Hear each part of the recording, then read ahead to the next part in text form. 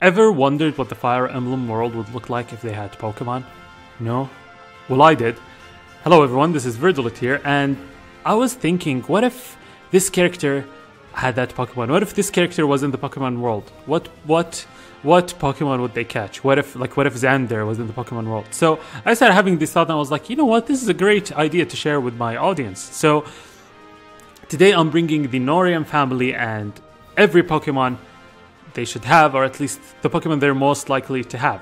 But before I start, first of all, can you help me reach 30 likes with this video? Because if this video does, I'll know that my audience enjoy these type of videos, and I'll make episode 2, maybe with the Felicia family, maybe with Awakening, and all the games that I've played so far.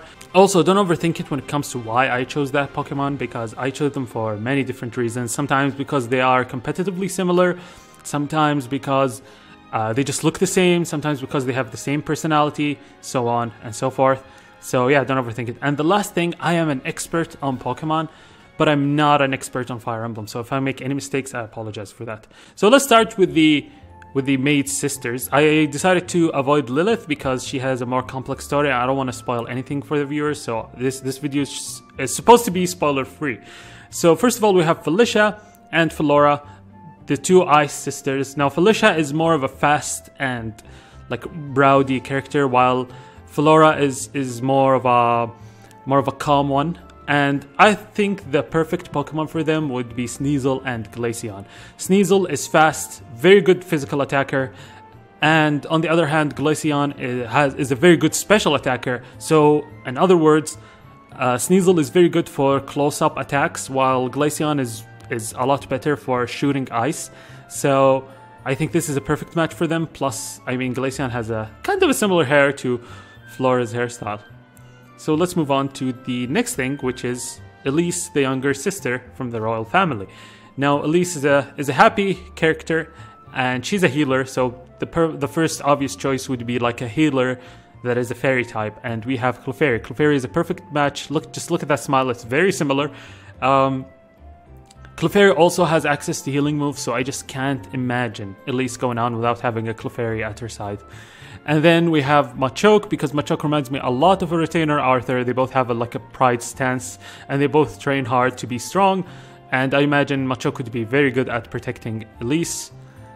And then we have Beware, and before you start thinking of Pedobear, that's not my intention. What I meant is that Beware is very similar to Effie.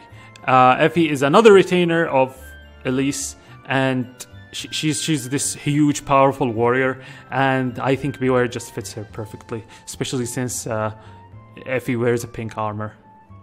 And now let's move on to Leo, the Prince of Darkness.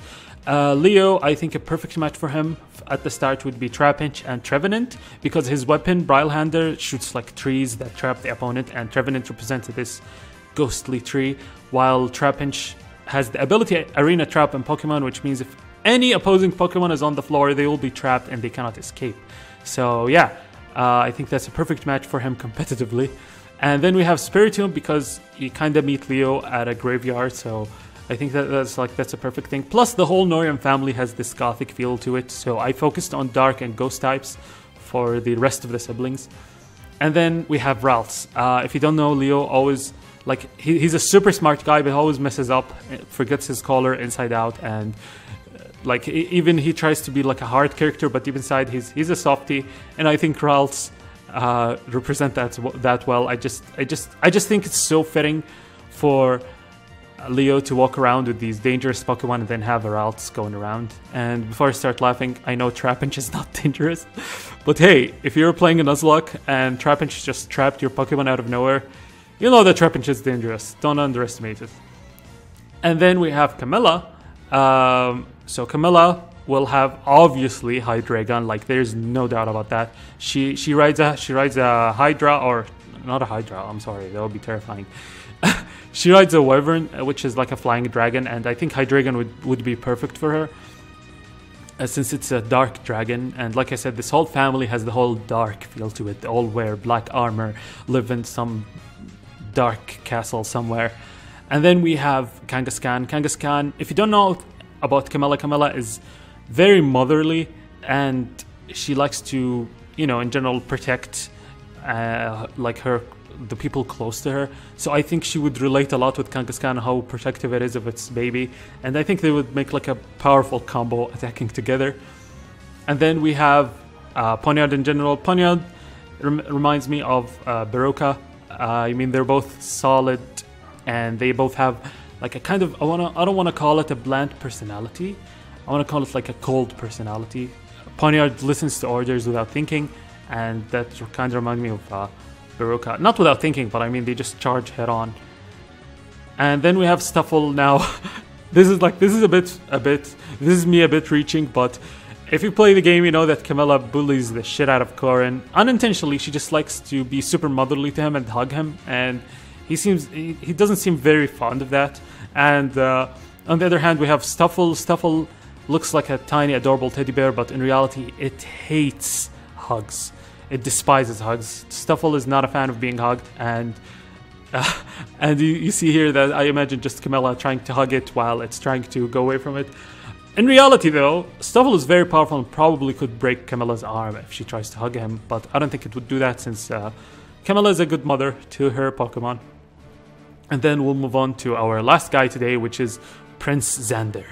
Now, Prince Xander appreciates loyalty, so I assume he would have a Mightyena. Mightyena, while they're not a dog, they're more of a hyena, but at the same time, Mightyena are very loyal and they follow their leader, so I assume, like, I can't imagine Xander without dogs at his side or something like this.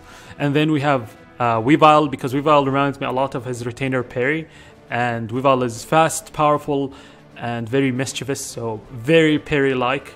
And then we have, finally, Mega Houndoom, because Mega Houndoom, first of all, Xander deserves a Mega Evolution. He's like the biggest brother of the Nohrian family, and he has a legendary weapon, so I assume he would have a Mega Pokemon, which would be Mega Houndoom.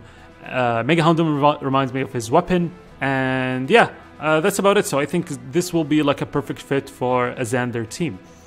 Anyways, this video is relatively short. Maybe the next one will be longer, but I decided to make it anyways and see how you guys like it. So yeah, I'll see you next time, and hopefully you enjoyed. Don't forget to click subscribe if you want to see the next episode, right? See ya.